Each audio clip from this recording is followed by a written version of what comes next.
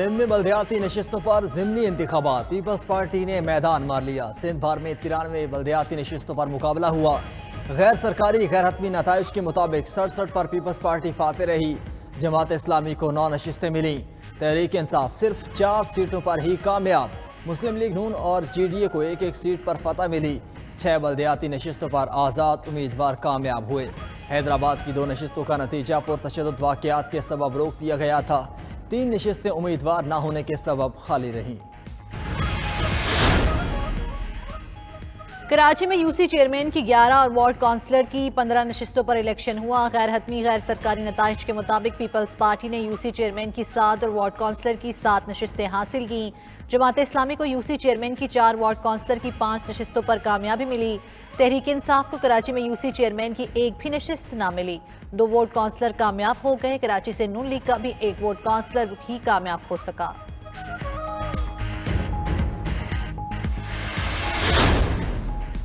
हैदराबाद में UC chairman और ward counsellors की 5 नशिस्तों पर ज़िमनी इंतखाबात हुए। गैर हतमी गैर सरकारी नताइज के मुताबिक पीपल्स पार्टी 4, PTI 2 और आज़ाद उम्मीदवार 2 नशिस्तों पर कामयाब हुए। हैदराबाद में यूसी 5 और 137 पर पीपल्स पार्टी के चेयरमैन मुंतखब हो गए। यूसी 118 पर PTI और 17 पर आज़ाद उम्मीदवार कामयाब। वार्ड काउंसलर्स पर भी पीपल्स पार्टी 2, तहरीक इंसाफ और आज़ाद उम्मीदवार 1-1 सीट पर कामयाब। हैदराबाद में यूसी 119 पर 2 जमातों के माबैन तसादुम के बाद पोलिंग रोक दी गई थी।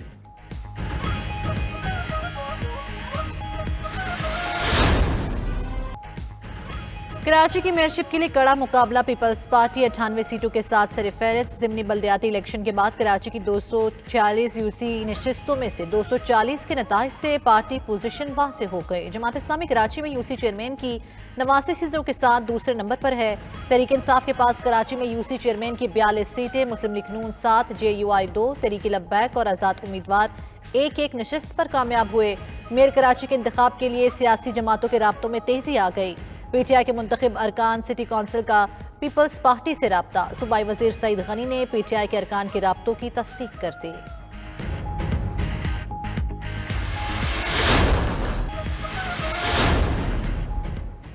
सिंध में ज़िमनी बल्दियाती इंतखाबात। जमात इस्लामी की इलेक्शन कमीशन को 5 शिकायती खतूत। अमीर जमात इस्लामी कराची हाफिज नईम कहते हैं कराची की 8 यूनियन कमेटीज़ में जमात इस्लामी बहुत आगे है। नॉर्थ कराची में पीपल्स पार्टी ने पहले ही काम कर दिया। इलेक्शन कमीशन पीपल्स पार्टी के साथ मिला हुआ है। पीपल्स पार्टी और सिंध हुकूमत जबरदस्ती पोलिंग स्टेशन पर कब्जा करके धांधली कर रहे हैं। धांधली के इस अमले पर पुलिस के अमले को भी शामिल किया गया है।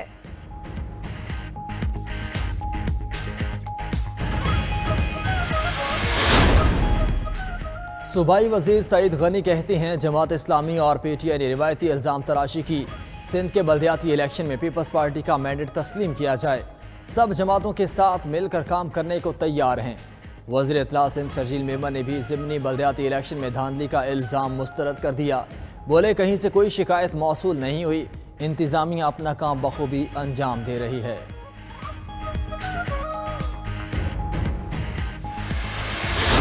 Under the Constitution and pursuant to our oaths to preserve, to protect and to defend the Constitution. If it says 90 days for holding elections, it is our duty to say that. It is not our choice. It is our duty to say that. You say you support us, please don't say that. I am just one of the members of the Supreme Court of Pakistan. आइन कहता है election 90 दिन में हो तो ये choice नहीं, duty है। चीफ जस्टिस उमर अताब बंदयाल कहते हैं लीडर्स, इदारे और आवाम आइन की पासदारी के लिए पुरज़्म है। इसी हवाले से लीडर्स और सियासी क़यादत ने मुज़ाकरात शुरू किए। अदलिया का सियासी जमातों के मुज़ाकरात से कुछ लेना देना नहीं। सियासी जमातों को एहसास है आइन की पासदारी उनकी जिम्मेदारी है। अदलिया इनकी सपोर्ट के लिए है। बसूरत दीगर फैसला मौजूद है। अदालतें एग्जेक्टिव ऑर्डर्स नहीं दे सकती। फैसलों की इखलाकी अथॉरिटी होती है। चीफ जस्टिस का दस्तूर में अक़लियतों को हासिल हकूक़ के मौजू पर कॉन्फ्रेंस से खिताब। सहाफ़ी ने सवाल किया, ऑडियो लीक्स होती हैं, आपके खिलाफ प्रोपोगेंडा किया जा रहा है। चीफ जस्टिस बोले बस आप दुआ करें।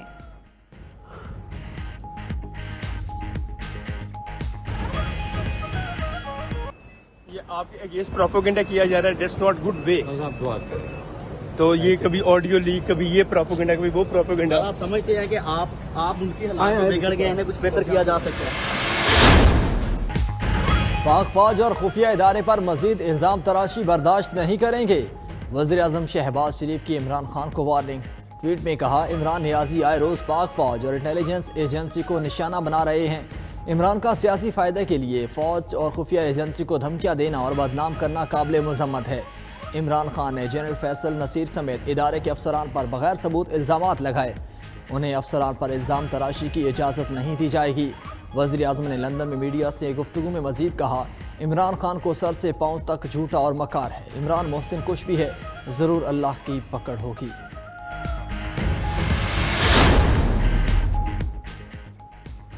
इमरान खान इदारों को बदनाम करने की हर हद अबूर कर चुका, मजीद बर्दाश्त नहीं करेंगे। साबिक सदर आसिफ अली जरदारी भी चेयरमैन PTI पर बरस पड़े। बोले, आर्मी के मायनाज अफसरों पर इल्जामात दरअसल इदारे पर हमला है। इदारों को बदनाम करने की कोशिश ने इमरान खान का हकीकी चेहरा बेनकाब कर दिया।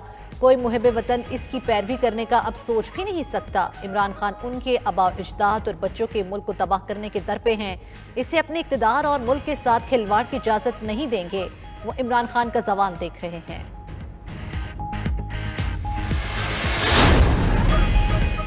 चेयरमैन PTI इमरान खान की वज़ीर आज़म और वज़ीर ख़ारजा के बैरूनी दौरों पर कड़ी तनकीद। कहते हैं, हुक्मरान फजूल बैरूनी दौरों पर अपने आप को जलील करा रहे हैं। एक लंदन में ताजपोशी पर गया, 2 से 3 लाख डॉलर ज़ाया किए।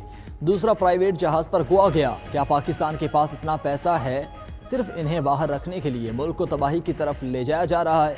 वो बुध से 14 मई तक तारीखी जलसे करेंगे। इमरान खान ने लाहौर से टिकट होल्डर्स को बड़ी तहरीक की तैयारी का टास्क दे दिया। कहा, PDM सुप्रीम कोर्ट के हुक्म पर अमल करती दिखाई नहीं दे रही। साबिक वज़ीर आज़म से कैनेडियन अपोजिशन पार्टी के लीडर पैट्रिक ब्राउन ने मुलाकात भी की।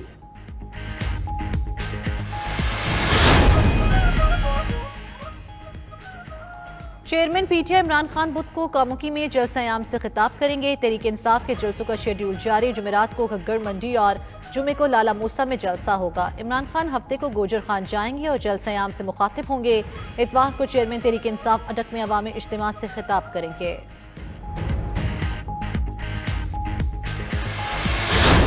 पाकिस्तान के आइन के तहत पार्लियामेंट अवाम का मुंतखब इदारा है, वो सॉवरन है और वो कानून साजी करने का इख्तियार रखता है।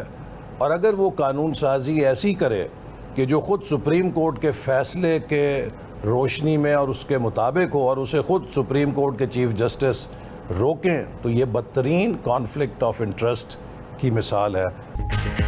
वफाकी वज़ीर एहसन इकबाल कहते हैं, हुकूमत एक कदम पीछे हटती है तो सुप्रीम कोर्ट 2 कदम मज़ीद आगे बढ़ गई। बहरान के हल के लिए सबको एक कदम पीछे हटना होगा। तमाम जमहूरी क़ुव्वतें पार्लियामेंट की पुश्त पर हैं। लाहौर में गुफ्तगू करते हुए नून लीग के सीनियर रहनुमा एहसन इकबाल मजीद बोले, पार्लियामेंट सुप्रीम इदारा है, अदलिया कानून साजी का हक सल्ब नहीं कर सकती। पार्लियामेंट और अदलिया में तनाव ख़त्म करने की कोशिश को कमज़ोरी समझा गया।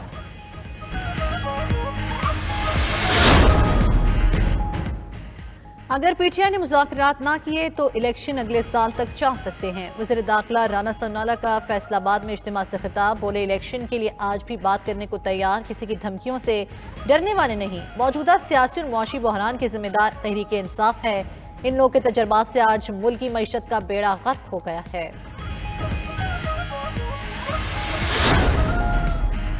सदर PTI चौधरी फिरोज इलाही कहते हैं कि नवाज शरीफ और शहबाज शरीफ लंदन में बैठकर अदलिया के खिलाफ साजिश कर रहे हैं। 14 मई को इंतखाबात ना हुए तो मुल्क पर असरात पड़ेंगे। इस वक्त अदलिया ही मुल्क को बचा सकती है। तहरीक इंसाफ सेंट्रल पंजाब की सदर यास्मीन राशिद कहती हैं, उम्मीद है आज इंतखाबात की तारीख का ऐलान हो जाएगा।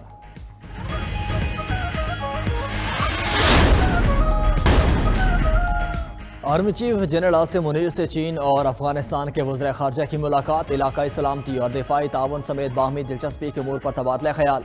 सिपा सालार ने चीन की इलाकाई और बैनुल-अक़वामी मसाइल पर पाकिस्तान की हिमायत को सराहा। जनरल आसिम मुनीर ने कहा कि पाक चीन इक़्तिसादी राहदारी पर ताउन जारी रखेंगे। ISPR के मुताबिक अफगान वज़ीर ख़ारजा से मुलाकात में आर्मी चीफ ने मुश्तरका चैलेंज से निमटने के लिए ताउन बढ़ाने की ज़रूरत पर जोर दिया।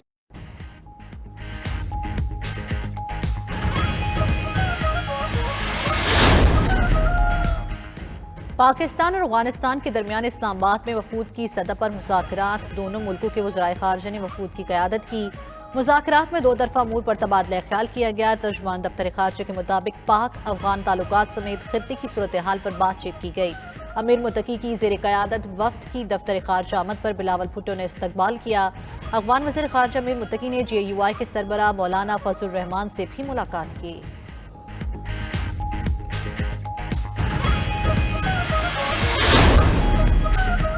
हकूक़ की हिफाजत ना कर सके तो ऐवान में रहने का कोई जवाज़ नहीं। MQM के कन्वीनर खालिद मकबूल सिद्दीकी कहते हैं शहरी सिंध के अफराद हुकूमती इक़दामात से ला ताल्लुक़ हो रहे हैं। कोटे की तकसीम की वजह और बुनियाद ज़ुबान और कौमियत है। मरदमशुमारी में देही और शहरी सिंध का मामला नहीं, ज़ुबान का मसला है। लतीफ़ाबाद हैदराबाद में फ़ी ब्लॉक 200 लोग गिने जा रहे हैं। कासिमाबाद में 2000 लोग गिने जा रहे हैं।